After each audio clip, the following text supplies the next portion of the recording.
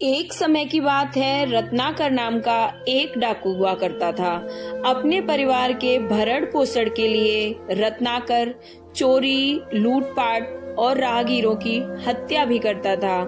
एक बार एक श्रेष्ठी जंगल के रास्ते से पालकी में बैठकर जा रहा था।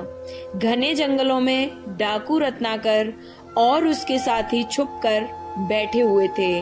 डाकू रत्नाकर ने श्रेष्ठी का सारा धन और गहने लूटकर कहारों सहित उसकी हत्या कर दी थी।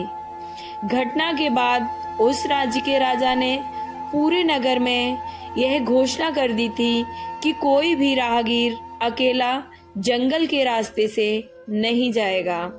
इसके बाद सभी ओर भय और डर का वातावरण बन चुका था। हर कोई जंगल के रास्ते से अकेला जाने को तैयार नहीं था।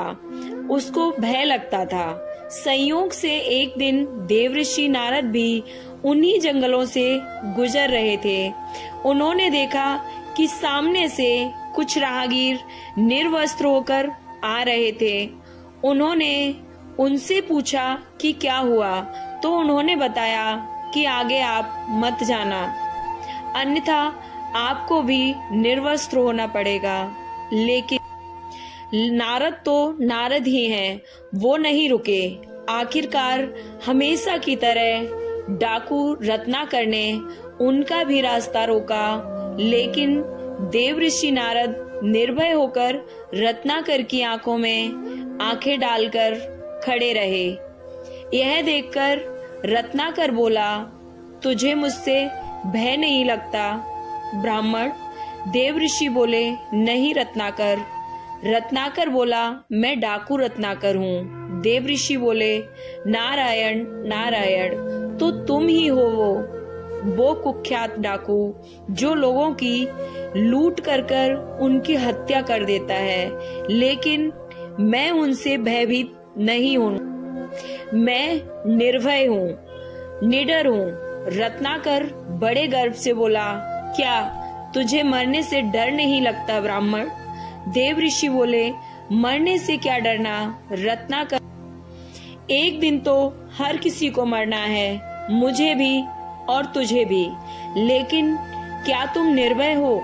रत्नाकर बोला, हाँ मैं भी निर्भय हूँ, मुझे किसी का डर नहीं है। हंसते हुए देवऋषि बोले, तो फिर यहाँ जंगल में छिपकर क्यों रहते हो? पाप से डरते हो, राजा से डरते हो या प्रजा से डरते हो? तैस में आकर रत्नाकर भी बोला, मैं पापी नहीं हूँ और ना ही राजा से डरता हूँ और ना ही प्रजा से। देवऋषि बोले, तो फिर जंगल में क्यों रहते हो, क्या करते हो? रत्नाकर बोला, मैं सैनिक था, लेकिन मुझ पर झूठा इल्जाम लगाकर राजद्रोह में देश से निकाला दे दिया, केवल इसलिए कि मैंने कुछ गलत लोगों का साथ नहीं दिया था।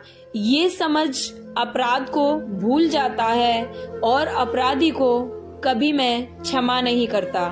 इसलिए अब मैं इस समाज से अपना प्रतिशोध ले रहा हूँ। मुस्कुराते हुए देवऋषि बोले, निसंदेह तुम्हारे साथ बहुत गलत हुआ है, लेकिन तुम जो कर रहे हो क्या वो सही है? क्या तुम्हारे पास पाप में तुम्हारा परिवार भी भागीदार है या होगा?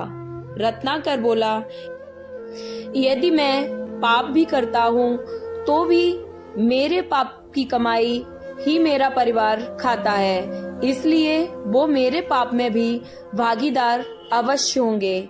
और ये उपदेश बहुत हो गए ब्राह्मण, अब मरने के लिए तुम भी तैयार हो जाओ।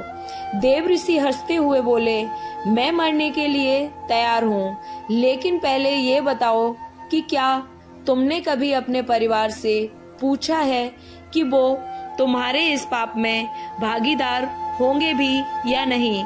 यदि तुमने नहीं पूछा है तो तुम व्यर्थ ही उनके लिए लोगों की हत्या करके अकेले इस जघन्य अपराध के भागीदार बन रहे हो।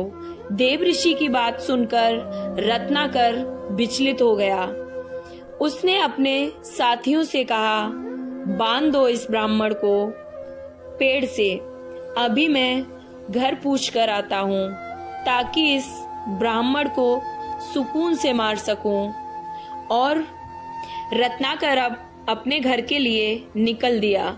देव ऋषि हंसने लगे और रत्नाकर तुरंत अपने घर की ओर दौड़ा।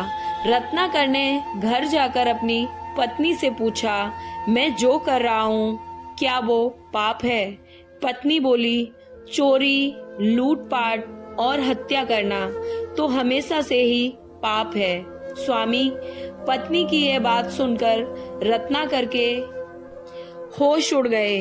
रत्नाकर थोड़ा विचलित हुआ। उसने दूसरी बार पूछा, यदि यह पाप है तो क्या तुम मेरे इस पाप की भागीदार हो? पत्नी विनम्रता से बोली, आप मेरे पति हैं, आपके सुख दुख में आपका साथ देना मेरा कर्तव्य है, लेकिन आपके पाप में भागीदार होना नहीं। ये आपका कर्तव्य है कि आप हमारा पालन पोषण कैसे करें। पत्नी की यह बात सुनकर रत्नाकर अपने पिता के पास गया और उन्होंने भी यही जवाब दिया कि बेटा, ये तेरी कमाई है, इसे हम कैसे बांट सकते हैं। और यह सुनकर रत्नाकर के तो पैरों तले जमीन ही खिसक गई थी। वह सीधा घर से निकला और जंगल की तरफ चल दिया। देव ऋषि नारद के पास जाकर उनके चरणों में गिरकर क्षमा याचना करने लगा। कहा जाता है कि वही डाकू रत्नाकर रामायण का रचयिता वाल्मीकि बना। जब रत्नाकर जैसे दुष्ट दस्यु का हृदय परिवर्तन हो सकता है तो और वह महान कवि वाल्मीकि हो सकता है, तो फिर आप और मैं क्यों नहीं बदल सकते? आपने अपने जीवन में कोई भी गलत कार्य किया हो, उसके लिए दुखी मत होइए, अपराध बोध की खाई में मत गिरिए। संकल्पों से नए भविष्य का निर्माण किया जाता है। स्टोरी अच्छी लगी हो तो प्लीज लाइक एंड सब्सक्राइब। जय श्री कृष्णा।